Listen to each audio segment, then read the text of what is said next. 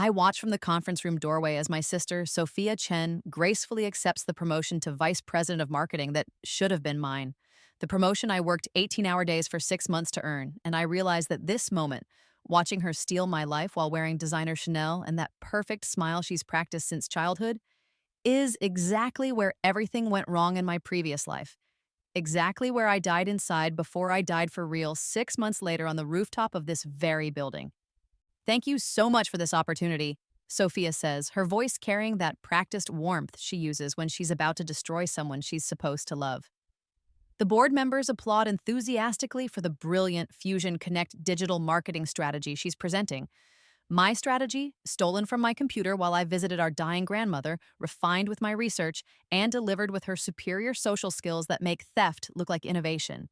My boyfriend, James Meridian, the CEO's son, who whispered promises about our future together just last night, stands beside the conference table clapping for my sister like she's some kind of visionary instead of a calculating thief who's been systematically destroying my career for months. His green eyes avoid mine completely, and I understand with devastating clarity that their engagement announcement will come next. That my romantic relationship was just another tool they used to keep me compliant while they eliminated me from competition. Maya, dear, you look pale. My mother, Elena Chen, glides past me with false concern, making her way to congratulate the daughter she's always preferred, the one who somehow inherited beauty and charm while I got brains that apparently don't matter when family politics trump professional merit. Perhaps you should take some time off to rest. The condescension burns because I know what she really means. Accept that you'll never be as good as Sophia. Stop embarrassing the family with your desperate attempts to succeed. Understand your place as the backup daughter who works hard but achieves little. My father, Richard Chen, founder of Meridian Corporation, embraces Sophia with genuine warmth I've never received, discussing her brilliant presentation of work I created while visiting the grandmother who died alone because I trusted my sister to handle family responsibilities. The irony destroys me because 6 months ago I presented this exact strategy to the board, when Sophia sat in the back taking notes with that innocent expression, when I foolishly shared my innovations with someone I thought cared about my success. She asked to review my materials, to make sure I hadn't missed anything, offered to help me practice because sisters support each other, suggested coffee meetings where I excitedly explained my research while she memorized every detail for her own use. Maya, we need to talk, James says quietly, his touch feeling cold now, calculating, like everything else about this nightmare. In my previous life, this conversation destroyed what remained of my faith in human decency, revealed that our 2-year relationship was strategic positioning rather than genuine love, confirmed that I'd been sleepwalking through my own assassination. Is there somewhere private we can discuss this situation? He continues with professional neutrality, as if we hadn't spent last weekend at his family's estate, as if he hadn't promised to announce our engagement after my promotion, as if the past 2 years meant nothing more than convenient access to inside information about my strategies and vulnerabilities. You planned this, I whisper as the pieces fall into place, understanding that my romantic relationship was intelligence gathering, that my family loyalty was exploitation opportunity, that my trust was the weapon they used to destroy me. The relationship, the promotion promises, everything was just positioning to steal from me. James doesn't deny it, straightening his tie with casual indifference. Business is business, Maya. Sophia brings valuable connections that make her the strategic choice. She understands how to play the game at this level. The game where love is manipulation, where family means systematic betrayal, where merit matters less than political positioning and willingness to destroy the people who trust you most. I think about the late nights developing strategies that increased company revenue, the client relationships I built through expertise rather than connections, the sacrifices I made believing that excellence would eventually triumph over nepotism. Sophia approaches with false sincerity, reaching out like she's offering comfort instead of delivering the final blow. Maya, I hope you understand this isn't personal. Sometimes life takes us in unexpected directions. Maybe this is opportunity to explore other options, other companies that might better fit your particular talents. Other companies, other options, as if my systematic exclusion from the family business represents liberation rather than exile, as if starting over with a damaged reputation offers possibilities rather than years proving myself to people who'll judge me based on this failure. Her particular talents means skills useful for middle management but not executive leadership, abilities that make someone valuable but never indispensable. You mean like the talent for developing strategies that other people steal? I ask, tasting condescension in her careful phrasing. Her smile doesn't waver, but I catch darkness in her eyes, satisfaction at finally dropping pretense. Maya, you're overestimating your contributions. The Fusion Connect concept evolved through collaborative efforts. It's not accurate to claim individual ownership of group work. Group work where I did research, analysis, and creative development while she positioned herself to claim credit, where my innovations became our innovations became her innovations through strategic theft and family connections.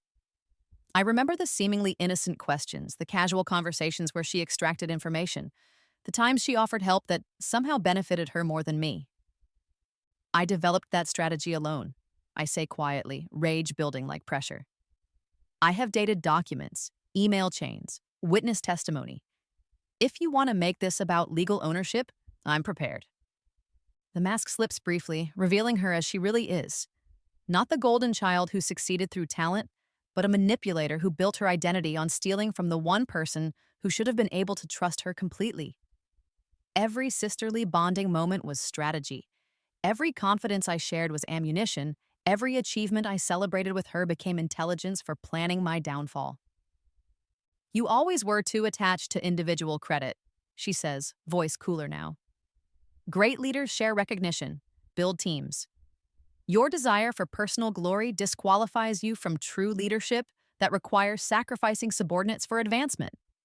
Building teams like the one where she harvests my work, sharing recognition that flows only toward her, great leadership that involves eliminating competition through systematic betrayal. I think about teams I've actually built and led successfully, recognition I've shared with contributors, times I've elevated others believing that lifting people up would lift me too. Great sisters don't steal each other's work, seduce each other's boyfriends, or coordinate with parents to eliminate competition, I reply, feeling every disappointment at discovering the person I've protected my entire life has been working to destroy me. James came to me, she says simply, abandoning sisterly affection. He recognized what everyone's been too polite to tell you. You're brilliant at execution but lack vision for leadership. You can develop strategies but can't inspire followers. You earn respect through competence but can't command loyalty through charisma. Each word cuts precisely where I'm most vulnerable, where insecurities about leadership and social skills create wounds that never heal.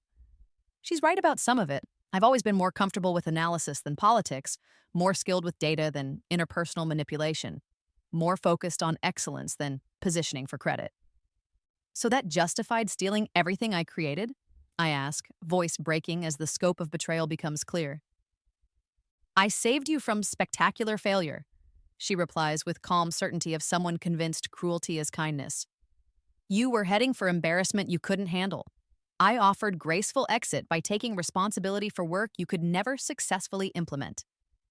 A graceful exit through professional assassination, salvation through reputation destruction, kindness through systematic theft of life's work. I think about successful implementations I've overseen, client relationships I've managed, teams I've led to exceed expectations, and realize none of it matters when perception trumps performance. The conference room empties around us as we face each other in final confrontation between sisters who've become enemies, between naive faith in justice and sophisticated understanding of power. Afternoon sun streams through windows, illuminating dust motes that dance like symbols of everything destroyed: career, relationship, family bonds, fundamental beliefs about how the world works. You're going to regret this, I say quietly, words coming from certainty that surprises me. You'll regret stealing from me, betraying me, underestimating what I'm capable of when I stop being the good daughter and start fighting like the cornered animal you've made me. Sophia laughs, crystalline sound carrying no warmth. Maya, you have no power left. No allies, no resources, no family support. What exactly will you do? Start your own company with what money? Sue us with which lawyers? Expose us to whom? With what evidence that won't be dismissed as bitter accusations? She's right about everything because they've planned perfectly, eliminated every recourse, isolated me from anyone who might offer support. I think about savings depleted by student loans, professional network filled with people dependent on Meridian Corporation, reputation now tainted by this public failure. I know you better than you know yourself, she continues, moving closer with predatory grace. You'll feel sorry for yourself. Apply to second-tier companies. Maybe consider moving where people don't know about your flameout, but ultimately you'll accept defeat because you're not built for sustained warfare. The accuracy terrifies me because I can see myself following exactly this pattern. Feel the familiar pull toward retreat that shapes my response to every setback. She knows me because she's studied me my entire life, cataloging weaknesses to use at this moment when I'm most vulnerable. You've always been too soft, she says almost gently. Too trusting, too willing to see good in people, too committed to rules others ignore. Those qualities make you good but terrible at competing in our world. Our world where sisters are enemies, where love is luxury successful people can't afford, where destroying others becomes necessary for survival. I think about childhood I remember. Sisterly bond I thought we shared, moments of affection that apparently meant nothing except intelligence-gathering opportunities. I loved you, I whisper, torn from my heart that still can't accept my greatest trust became my greatest enemy. I protected you, supported you, celebrated your successes. I loved you like a sister should, and you used that love to destroy me. Something flickers across her face, regret or annoyance at emotional complications in straightforward business.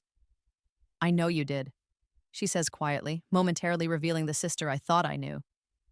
And I'm sorry loving me made you vulnerable. But Maya, love is luxury we can't afford at this level. Family is business, relationships are strategic alliances. Sentiment is weakness others exploit. Luxury I can't afford, as if basic decency handicaps the race for success, as if love between sisters disqualifies us from serious empire building.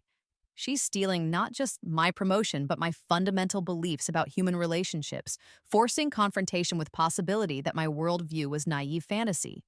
Then I'll learn to live without luxuries, I say, voice steady despite tears, despite shaking hands, despite something feeling like determination crystallizing from wreckage. I'll learn your rules instead of ones I thought mattered. No, you won't, she says with absolute certainty. You'll try, but you don't have stomach for it. You'll realize becoming someone capable of fighting me would require destroying everything good about yourself. You'll decide integrity is worth more than revenge. She's probably right about that too, I think.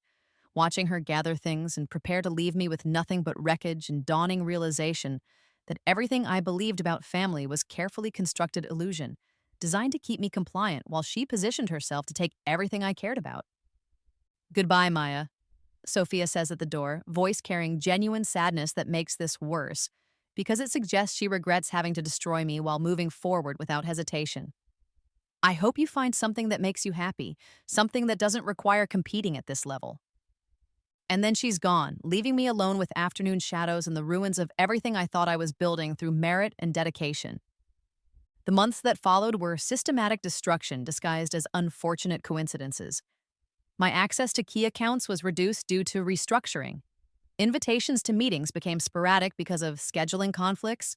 Project teams were depleted as colleagues received better offers, where Sophia's influence created opportunities for people smart enough to switch sides. My performance review documented every mistake, every missed deadline, every imperfect client interaction during the most stressful period of my life. There have been concerns about your ability to handle pressure, my supervisor Karen Williams said, sliding a folder across her desk. A performance improvement plan. Corporate death sentence disguised as opportunity for redemption. But Sophia was too smart to leave anything to chance. She'd been accessing my computer for months using emergency passwords I'd shared during Grandma's illness, monitoring communications, identifying which information would be most damaging if discovered by wrong people at wrong times. Maya, I need to ask about irregularities in your client communications, Karen said 3 weeks later, presenting emails I'd sent that appeared to contain confidential competitor information, subtly altered to look like I was sharing proprietary data for personal favors. These messages suggest information sharing that violates confidentiality agreements. The emails were real, but attachments fabricated, damaging portions inserted so skillfully I couldn't prove manipulation without expensive forensic analysis no one wanted to pursue. My explanations sounded desperate, insistence that someone had altered communications dismissed as predictable deflection. Suspension pending investigation meant isolation from colleagues who might have supported me, weeks sitting alone reviewing every decision while lawyers I couldn't afford tried building defense against technically true charges with systematically manipulated context. The investigation concluded exactly as planned, with termination for cause eliminating severance possibilities, carefully worded press release describing mutual agreement, while privately communicating to industry contacts that I was security risk who'd violated client confidentiality for personal gain. "I tried to advocate for you," James said when he called to deliver the final blow, voice carrying just enough regret to suggest he took no pleasure in my destruction, while making clear my fate was sealed by poor judgment rather than deliberate sabotage. But the evidence was overwhelming. My parents' reaction was swift and brutal, public disavowal designed to protect family reputation rather than support their daughter through crisis they'd helped orchestrate. "We're deeply disappointed in Maya's choices," Dad announced, words crafted to suggest individual moral failure rather than systematic manipulation by family members who benefited from my elimination. The final months passed in haze of unsuccessful interviews and dwindling savings, rejection letters citing concerns about professional history, networking events where former colleagues avoided eye contact. I moved from luxury penthouse to studio apartment where heat worked intermittently and neighbors played music until 3 a.m. "Maya, you look terrible," Sophia said when she appeared at my door 6 months later, bringing care package containing generic groceries and $5,000 check. Charity disguised as sisterly concern, enough to keep me alive, but not enough to rebuild or threaten her success. "I don't want your money," I said, but took it anyway because pride doesn't pay rent. "I know you're angry," she said, sitting on my secondhand couch like slumming was adventure. "But Maya, I was protecting you from worse fate. Protecting me through professional assassination, eliminating me to save me, stealing everything for my own good while genuinely believing her rationalization." "I'm getting married," she announced as she prepared to leave, engagement ring catching light from my single lamp. "James proposed last month, spring wedding, elegant but not ostentatious. I'd like you there. Family is family, no matter what." Family is family, except when family members steal, lie, destroy each other for advancement, then offer reconciliation requiring victim to accept responsibility for their own victimization. Standing on Meridian Tower's rooftop at midnight, rain soaking through my cheap coat, I thought about how Sophia systematically destroyed everything I worked for, loved, was, until nothing remained of Maya Chen except broken shell, who trusted too easily and loved too much. The city sprawled below like circuit board of lights and possibilities that no longer included me, opportunities I was permanently excluded from accessing, game board where I'd been eliminated so thoroughly my position was already filled by someone more skilled at rules I never understood. My final thought as I stepped toward the edge wasn't about revenge or justice, but about how quiet it would be when the noise finally stopped, when constant ache of betrayal and humiliation ended, when I no longer carried weight of others' cruelty or my own naive expectations about how the world should work. But as my foot crossed the threshold, something extraordinary happened. Warm, golden light surrounded me like embrace, like forgiveness, like second chance I didn't deserve but apparently needed more than I realized. The light grew brighter until it consumed everything: rain, wind, city, pain, betrayal, despair, until nothing remained but radiant possibility and strange sensation of falling upward rather than down. Then I opened my eyes and realized I had been reborn, back to that crucial February morning when everything began, when I still had time to change everything, when I still possessed knowledge and fury necessary to ensure that this time the story would end differently. I wake up in my old apartment, the luxury penthouse I lost in my previous life, sunlight streaming through floor-to-ceiling windows overlooking the city where I once ruled and where I died forgotten. And immediately I know this isn't a dream because every detail is exactly as it was 6 months ago, down to the coffee mug with yesterday's lipstick stain and the presentation folder containing my Fusion Connect strategy that Sophia will steal in 3 days if I allow history to repeat itself. My body feels different, younger, stronger. The chronic tension from those final desperate months completely absent. Skin clear instead of gray with stress, hands steady instead of shaking with constant panic. But my mind remains untouched by this reversal. Every memory of betrayal perfectly intact. Every lesson learned through devastating experience, sharp and ready to be applied with surgical precision against people who thought they'd destroyed me permanently. The date confirms what my instincts knew. February 15th, 2024, exactly 6 months before I died, exactly 3 days before Sophia steals my presentation, exactly when I can begin implementing revenge that will make my previous suffering seem like minor inconvenience compared to what I'm planning for those who betrayed me. My first action is securing the presentation that started everything, placing the folder in my personal safe along with backup copies stored in multiple locations she'll never access. But securing my work is only the beginning, only the most basic step in comprehensive strategy that will expose everyone who participated in my destruction while building empire that makes their corporate maneuvering look like children with toys. This time, I know exactly what they're planning, exactly how they'll execute their campaign, exactly when they'll make moves and how I can turn their strategies against them with devastating effectiveness. My phone rings. Sophia's name appearing with perfect timing like cosmic irony, offering immediate opportunity to implement lessons learned. In my previous life, I would have answered eagerly. This time, I let it go to voicemail while mentally cataloging every question she'll ask and every piece of information she hopes to extract. Maya, call me back! Her voice chirps with false enthusiasm. I have exciting news about a project and could use your brilliant insights to refine strategy. You're so much better at technical stuff than I am. My brilliant insights she'll steal, technical expertise she'll claim, generous sharing she'll use to build reputation while destroying mine with calculated precision. The message is exactly what I expected because this time I remember every word, every manipulation, every appeal to ego and family connection that she exploited so effectively. Instead of calling back, I begin phase 1, comprehensive documentation of everything from this moment forward, creating evidentiary foundation for legal and professional destruction I'm planning.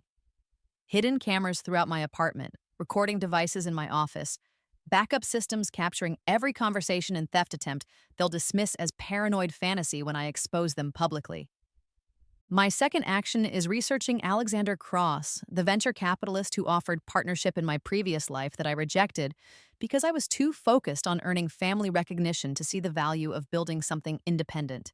This time, I understand true power comes from owning your empire, rather than fighting for scraps in someone else's kingdom. Alexander Cross, 32, inherited 50 million and turned it into 5 billion through strategic investments in technology companies others dismissed as too risky. Harvard Business School, same class as James, but infinitely more successful because he understood the future belongs to those who create new rules, rather than master existing ones. More importantly, Alexander has always believed in my potential, seen value in my innovations, judged merit based on results rather than social connections. Research reveals something I missed previously. Alexander has been watching Meridian Corporation for years, considering acquisition opportunities, particularly interested in their marketing department's innovative digital engagement strategies. He's exactly the ally I need to not only escape family dynamics, but position myself as their most formidable competitor. I draft an email requesting partnership meeting, careful to be professional rather than desperate, confident rather than emotional, strategic rather than reactive. This time, I'm not seeking rescue but offering mutual benefit, approaching him as someone with inside knowledge and skills to capitalize effectively.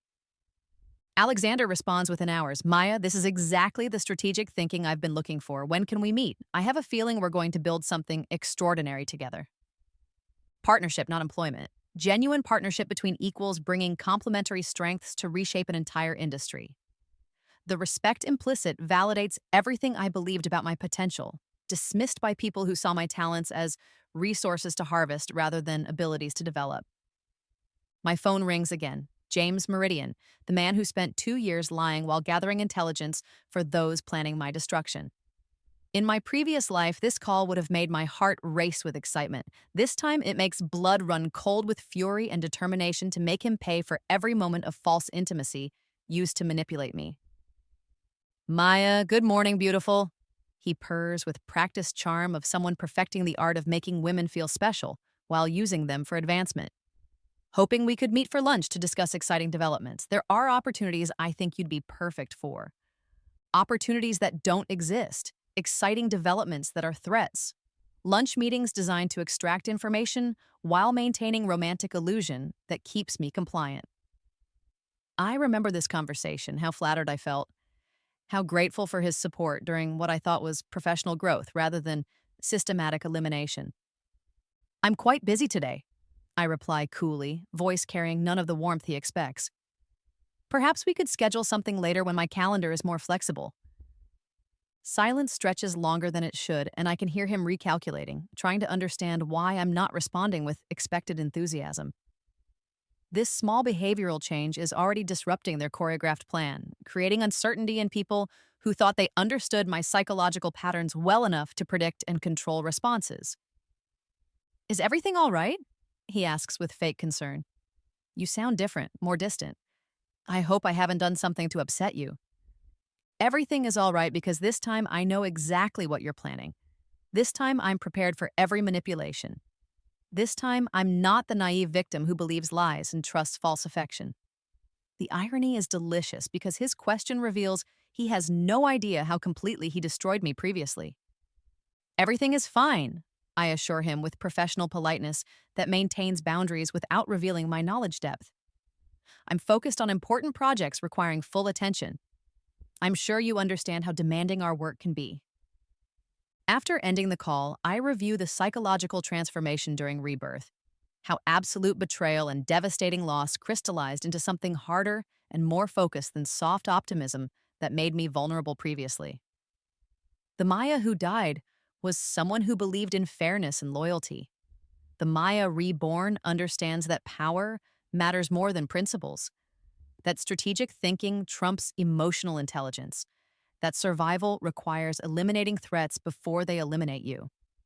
Looking at my reflection, I see not the naive, trusting Maya who died 6 months from now, but a woman reborn with perfect knowledge of every betrayal, every manipulation, every weakness of those who destroyed her. I smile because this time I'm holding all the cards. This time I'm the predator rather than prey.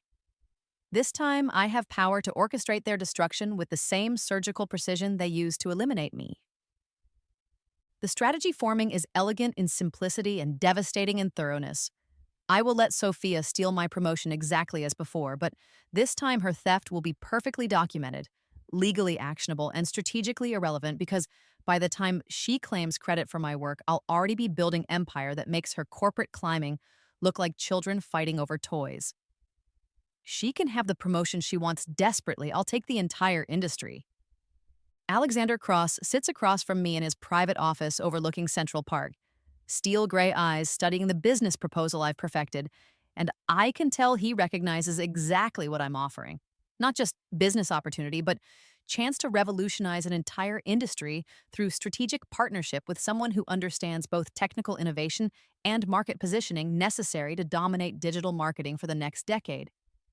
Maya, this is extraordinary work, he says after reviewing my comprehensive analysis, voice carrying genuine excitement I never heard from James or family when they discussed my contributions. Market research is impeccable. Financial projections conservative enough to be credible, but ambitious enough to be exciting. Strategic framework addresses every concern I'd have about entering this space. Conservative because I learned what happens when projections seem too optimistic. Ambitious because I know exactly how undervalued digital marketing is by traditional firms who don't understand integrated analytics potential. The framework addresses his concerns because I've studied his investment philosophy and decision-making process. Your insights into market inefficiencies and competitive vulnerabilities suggest inside knowledge that could give us decisive advantages, he continues, leaning forward with intensity of someone recognizing exceptional opportunity. The section about Meridian Corporation's strategic blind spots is particularly illuminating. Inside knowledge gained through years watching my family's company make decisions based on politics rather than market analysis. Competitive vulnerabilities discovered by seeing how they responded to challenges, strategic blind spots, obvious once I understood how their process actually worked versus how they claimed it worked. I believe Phoenix Marketing Solutions can capture significant market share within 18 months. I tell him with confidence of someone who's already seen the future. Major agencies are too bureaucratic to innovate quickly. Boutique firms lack resources for comprehensive campaigns. Technology companies don't understand marketing psychology well enough for effective client relationships. Let's discuss partnership terms, Alexander says with decisive clarity of someone who's made his decision. I'm prepared to invest $20 million for initial funding, with additional capital available as we hit milestones. The question is how we structure ownership and operational control. $20 million in initial funding, more than enough to hire best talent and build infrastructure to compete effectively. Sufficient capital to sustain operations through client acquisition and fund campaigns, establishing Phoenix as major industry player. Additional capital could reach $100 million if projections prove accurate. I'm thinking 60-40 ownership split with you holding majority, he continues, more generous than I dared hope. You'll serve as CEO with complete operational authority. I'll serve as chairman with strategic oversight, and we'll both participate in major decisions through board structure, ensuring alignment without deadlock.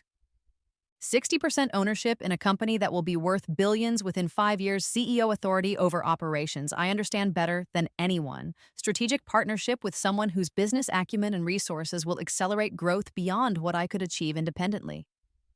That's very generous, I reply, maintaining composure while internally celebrating validation of everything I believed about my potential. I accept, with understanding, will formalize through legal counsel to ensure all terms are clearly defined. Excellent, Alexander says, extending his hand with firm handshake, feeling like beginning of something extraordinary. I have a feeling we're going to build something that changes the entire industry. Welcome to the future, Maya. The future where I control my own destiny rather than depending on family members who see me as competition to be eliminated, where innovations receive credit and compensation rather than being stolen, where success is measured by results achieved rather than relationships exploited. As I leave with signed partnership agreements and confirmed funding, I think about Sophia preparing to steal my presentation tomorrow while I visit our dying grandmother, confident she's positioning herself for advancement while actually providing perfect evidence of criminal behavior that will destroy her when I'm ready to reveal what I know. The irony is perfect because everything she's doing to eliminate me is actually strengthening my position for total victory. Every theft providing legal evidence I need, every manipulation revealing character flaws that will make her downfall more satisfying. She thinks she's winning because she can't see the bigger game, can't comprehend that I'm operating at strategic level that makes her tactical victories irrelevant. Tomorrow, while she delivers my stolen presentation, I'll be holding Grandma's hand as she dies, honoring relationships that actually matter while building business empire that will make all her schemes look like desperate scrambling for scraps.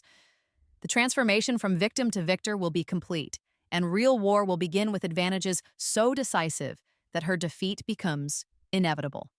The board meeting proceeds exactly as it did in my previous life, with Sophia presenting my stolen Fusion Connect strategy while I sit silent in the back row.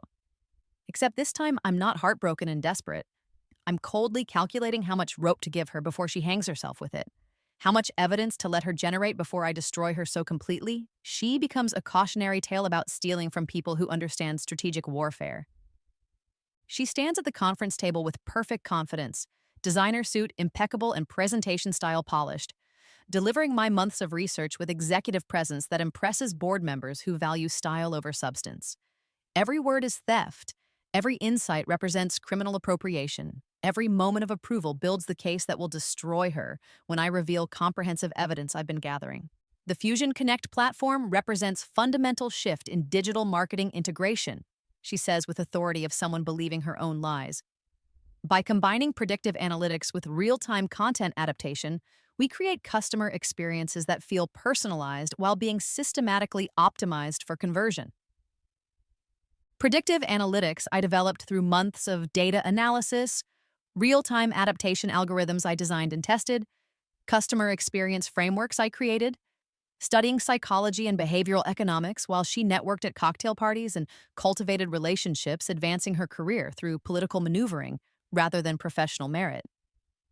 Board members nod approvingly as she explains concepts they don't understand, impressed by confident delivery of technical details she's memorized rather than mastered.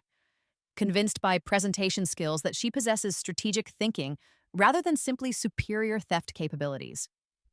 I watch my father nod with paternal pride as his preferred daughter demonstrates what he interprets as breakthrough thinking, evidence she's ready for executive responsibility. The irony burns because everything he's praising represents my work, my insights, my contributions to the company bearing our family name, but apparently belonging more to the daughter who steals than the daughter who creates. Maya, do you have questions about Sophia's proposal? He asks with polite attention, suggesting my input is welcome but not particularly valuable, that my role is supporting my sister's success rather than contributing meaningfully to strategy. I know you've been working on similar concepts, so your perspective on implementation challenges might be helpful. Similar concepts that are identical because she stole them directly from my research. Implementation challenges I've already solved, but that she'll struggle with because she doesn't understand foundational thinking, making the strategy viable. The strategy is very ambitious, I reply carefully, maintaining supportive collaboration facade while documenting this moment as evidence of systematic family betrayal beyond simple sibling rivalry into coordinated professional assassination. I think the timeline might be optimistic given technical complexity of integrating existing systems with new analytical platforms. Technical complexity I've already solved, integration challenges I've addressed through pilot testing she knows nothing about, analytical platforms I've designed but that she can't implement because she lacks programming and systems architecture knowledge necessary to translate theoretical frameworks into functional business tools. Those are valid concerns, Sophia acknowledges with gracious professionalism, masking internal panic about technical questions she can't answer. Perhaps we could schedule follow-up meetings to address specific requirements once the strategic framework is approved. Follow-up meetings where she'll try extracting more information from me, attempt maintaining competence facade while relying on my expertise to solve problems she doesn't understand, continue stealing my work while claiming credit for collaborative problem solving. The vote is unanimous, exactly as in my previous life, with board members enthusiastically endorsing what they believe is Sophia's innovative thinking. Their approval represents validation of theft, reward for criminal behavior, promotion of someone whose primary qualification is ability to steal credit while maintaining plausible deniability. Congratulations, Sophia, my mother says, with genuine warmth as the meeting concludes. This promotion to Vice President of Marketing is well-deserved recognition of your exceptional contributions. Well-deserved recognition of my exceptional contributions she's stolen. Growth and innovation I created, but that she's claiming as evidence of her professional value. The promotion ceremony feels like funeral for justice, burial of merit-based evaluation in favor of political manipulation and family favoritism. But I'm no longer angry or heartbroken because this promotion is exactly what I wanted her to receive. Exactly the level of visibility that will make her fall more spectacular when I destroy her with comprehensive evidence of criminal behavior. The higher she climbs, the further she falls. The more successful she appears, the more devastating her exposure becomes. My phone buzzes with text from Alexander. Phoenix Marketing Solutions Incorporation papers filed today. Office space secured in Manhattan. Ready to change the world? Ready to change the world by building empire that makes their corporate climbing look like children with toys, by establishing market dominance that renders their political victories irrelevant, by creating success so complete that their systematic betrayal becomes footnotes in my rise to industry leadership. As I leave the building where I was once executive and am now exile, I think about timeline for implementing comprehensive revenge. 3 months to establish Phoenix and recruit talent, 6 months to launch operations and acquire major clients, 9 months to dominate market sectors Meridian considers their territory, 12 months to reveal evidence destroying everyone who participated in my assassination. The war proceeds exactly according to plan, with every victory they claim actually strengthening my position for ultimate triumph. Every moment of confidence building toward reckoning that will be as devastating for them as satisfying for me. 6 weeks after Sophia's promotion, on the morning of Meridian Corporation's biggest client presentation, I walk into the conference room where the executive team waits to celebrate another quarter of stolen success, and I place my resignation letter on the table, along with legal documents that will destroy everything they've built on lies. The resignation letter is brief and professional, stating my intention to pursue opportunities better aligned with career objectives. But the legal documents are comprehensive and devastating. Sworn affidavits detailing corporate espionage, video evidence of unauthorized file access, audio recordings of conspiracy meetings, financial analysis proving systematic theft worth millions. Maya, what is this? My father asks with confusion of someone expecting continued compliance from the daughter he's systematically excluded from family business decisions. Why are you resigning when we're about to implement Fusion Connect? The Fusion Connect strategy I created and Sophia stole, implementation she can't manage because she doesn't understand technical requirements, success she's claimed credit for while lacking expertise to sustain results once initial momentum fades. I've accepted a partnership position with Phoenix Marketing Solutions. I reply calmly, voice carrying none of the desperation they've learned to expect. We'll be focusing on innovative approaches requiring creative freedom and strategic autonomy. Partnership making me co-owner of a company already valued at $50 million based on preliminary contracts and investor commitments. Creative freedom to implement strategies without family political interference, strategic autonomy to build success based on merit rather than manipulation. Phoenix Marketing Solutions? Sophia asks with false curiosity, not quite masking growing panic about losing access to my expertise. I've never heard of them. Are you sure this is wise when you have such promising opportunities here? Promising opportunities like watching her claim credit for my future innovations, like providing technical expertise she'll present as her own thinking, like continuing to create value she'll harvest while ensuring I receive minimal recognition. Phoenix is a company she's never heard of because we've maintained operational secrecy during startup phase. I'm confident this is the right decision, I tell her with certainty of someone who's already seen the future. Sometimes growth requires leaving familiar environments and accepting challenges that stretch your capabilities. The legal documents I've provided outline concerns about corporate governance and intellectual property protection. I continue, maintaining professional tone, while introducing evidence that will destroy their narrative about collaborative teamwork and family harmony. I believe these issues require immediate attention from legal counsel and possibly external investigation. The silence stretches longer than anyone feels comfortable with. Executive team members exchanging glances suggesting they're beginning to understand my resignation represents something more threatening than simple career change, something that might expose practices they've preferred to keep private. What exactly are you alleging? My mother asks with careful precision of someone realizing this conversation might have legal implications. These are serious accusations that could damage professional reputations.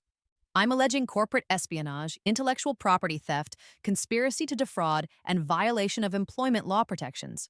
I state clearly, words carrying weight of comprehensive legal research. The evidence is documented and independently verified. Legal counsel will determine appropriate remediation and potential criminal prosecution. Corporate espionage captured on hidden cameras, intellectual property theft proven through timestamp analysis, conspiracy documented through audio recordings, employment law violations established through systematic exclusion despite superior performance. Legal counsel includes specialists in white-collar crime who've confirmed evidence meets standards for federal prosecution. You can't be serious, Sophia says with nervous laughter, suggesting she's beginning to understand her systematic theft might have legal consequences.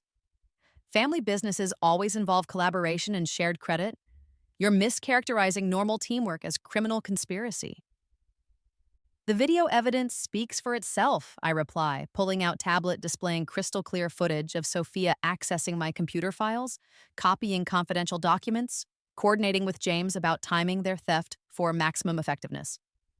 Your unauthorized access to my systems and appropriation of proprietary materials constitutes corporate espionage under federal law.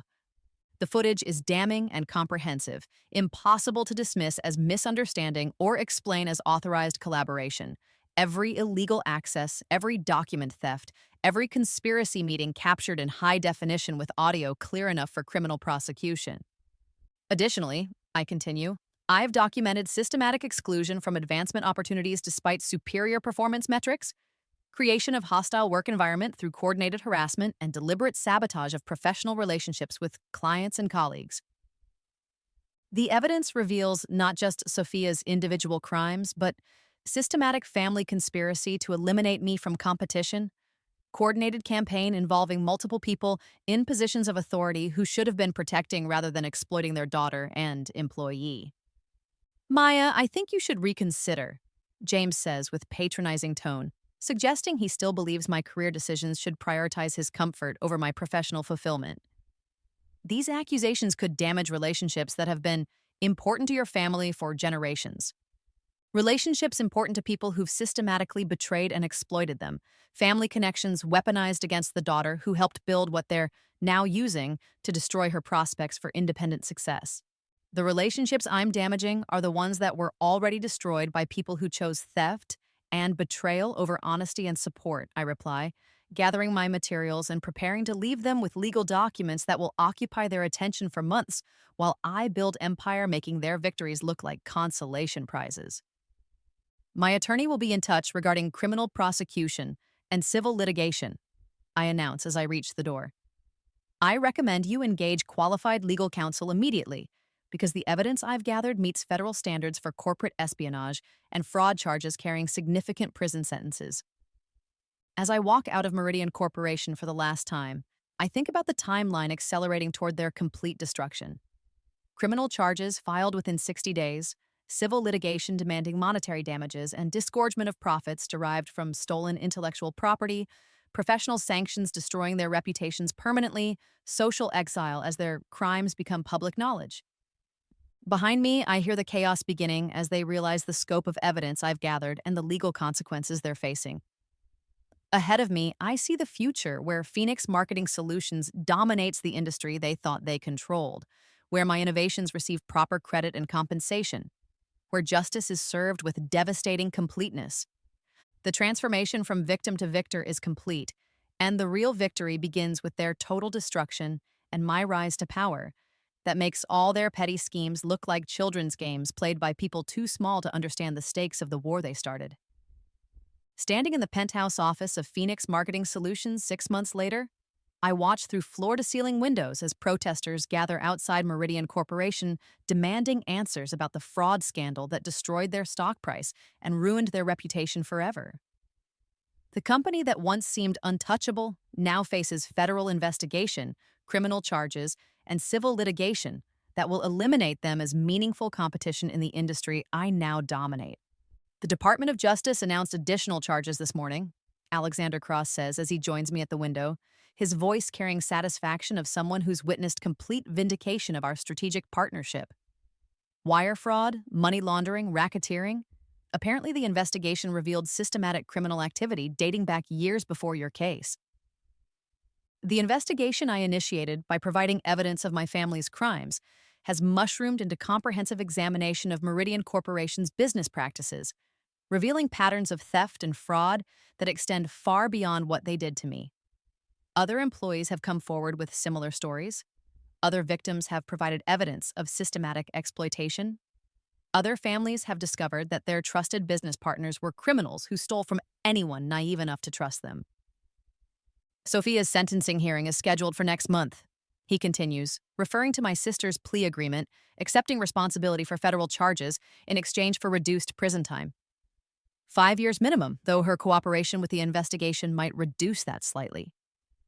5 years in federal prison for someone who thought she was untouchable, who believed her family connections and social skills would protect her from consequences of systematic criminal behavior. The cooperation Alexander mentions involves her testimony against our parents and James, trading information about their broader conspiracy for slightly less devastating personal consequences.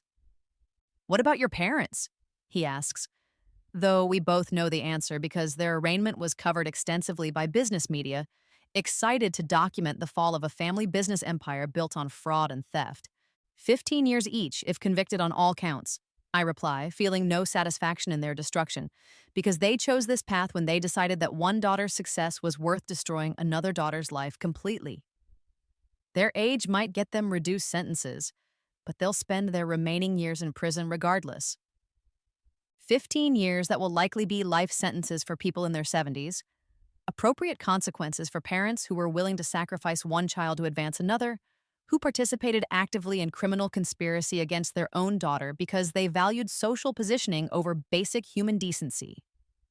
And James, Alexander asks, though his fate has been even more widely reported because his family name carries more recognition in business circles, where his downfall represents dramatic fall from privilege to criminal conviction.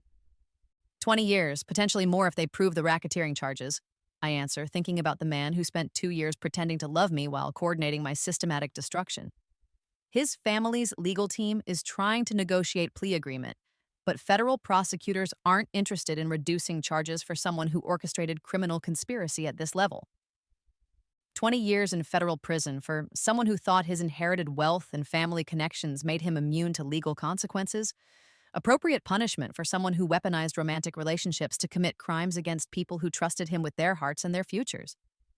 The irony is perfect because everything they did to destroy me ultimately led to their own destruction on a scale far more devastating than anything I could have planned individually. By providing evidence of their crimes to federal investigators, I set in motion a process that revealed the full scope of their criminal enterprise and destroyed not just their freedom, but their family legacy permanently. Phoenix Marketing Solutions posted record quarterly profits again. Alexander notes, changing the subject to our positive news rather than dwelling on our enemies' well-deserved suffering. We're now the largest independent marketing firm in the country, with client waiting lists extending 6 months and expansion opportunities in 12 international markets. Record profits generated by implementing the strategies they stole but couldn't execute properly, market dominance achieved by delivering results they promised but couldn't sustain, international expansion funded by success they claimed credit for but never understood fundamentally. The Morrison Group signed an exclusive 5-year contract extension, he continues, referring to Meridian Corporation's former largest client who moved their business to Phoenix when the criminal investigation revealed how their confidential information had been misused by people they trusted. Thompson Industries wants to expand our relationship to include their European operations. Client relationships built on genuine expertise rather than family connections. Business partnerships based on delivered results rather than political manipulation. Professional success achieved through merit rather than systematic theft of other people's innovations. My phone buzzes with notification about the final legal settlement from Meridian Corporation's bankruptcy proceedings. Monetary damages awarded to compensate for theft of intellectual property and lost career opportunities. The amount represents more than I could have earned in decades, working for people who saw my contributions as resources to harvest rather than achievements to reward. But the money matters less than the vindication, the public acknowledgement that I was the victim of systematic criminal behavior rather than someone who failed due to personal inadequacy or professional incompetence.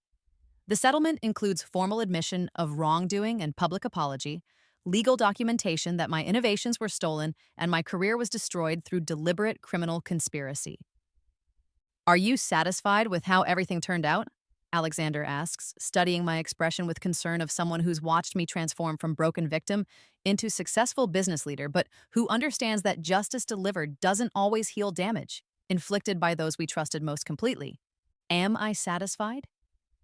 The people who destroyed my previous life are facing appropriate consequences for their crimes, spending years in federal prison paying for their decision to build success through theft and betrayal rather than honest effort and ethical behavior.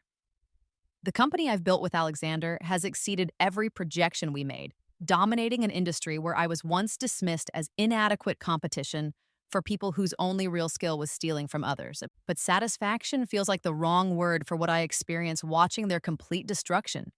Seeing their family legacy permanently destroyed by their own criminal choices, knowing that their names will be remembered as cautionary tales about what happens to people who mistake temporary advantages for permanent immunity from consequences. I'm at peace, I tell him honestly, recognizing that peace, rather than satisfaction, is what I've actually achieved through this process. They made their choices, faced appropriate consequences, and I've built something better than anything they could have stolen from me. Peace that comes from knowing I fought back effectively against people who thought they could destroy me with impunity. that I built success through legitimate means while they faced justice for their crimes, that I proved my worth definitively while they lost everything they valued most, including their freedom and their reputations.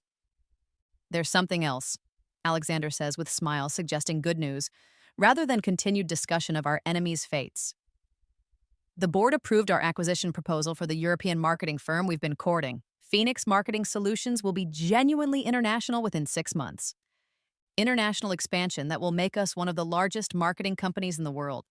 Global reach that dwarfs anything Meridian Corporation achieved during their decades of operation. Success that validates everything I believed about my potential when I was dismissed as someone whose talents were useful for execution, but not leadership. As evening falls over Manhattan, I think about the transformation from the naive woman who died on a rooftop 6 months ago in another timeline to the successful CEO who now controls an empire built on legitimate innovation and ethical business practices. The Maya who believed in fairness and family loyalty was destroyed by people who exploited those beliefs, but the Maya who rose from those ashes understood that real power comes from building something that can't be stolen, rather than depending on people who might betray trust for personal advantage. Tomorrow, I'll continue building Phoenix Marketing Solutions into the global powerhouse it's destined to become, expanding our reach and our impact while maintaining the ethical standards that distinguish us from competitors who compromise integrity for short-term profits. Next month, I'll testify at the criminal trials of people who once controlled my destiny, providing evidence that ensures justice is served completely and permanently. But tonight, I'm simply at peace knowing that merit ultimately triumphed over manipulation, that truth ultimately overcame lies, that someone who was systematically underestimated and betrayed ultimately proved her worth in ways that no one can steal, minimize, or destroy. The war is over, justice has been served, and the future belongs to people who build rather than those who steal. And in a few hours, Alexander and I have dinner plans, not as business partners, but as something more personal. Something that began with mutual respect and professional collaboration, but has grown into genuine affection between equals who've built something extraordinary together. This time, love isn't exploitation, but partnership between people who've proven they can trust each other with empires as well as hearts. The transformation is complete, the victory absolute, and the beginning of something even better than revenge, a life built on my own terms with people who value what I create, rather than seeking to steal what I achieve. Phoenix Marketing Solutions rose from the ashes of my previous life, and now we soar higher than my enemies ever imagined possible. This time, Maya Chen doesn't just survive. She conquers completely, builds permanently, and loves someone worthy of the loyalty they stole but never deserved. The story ends not with their destruction but with my triumph, not with their punishment but with my peace, not with their justice but with my joy in a future they can never touch again.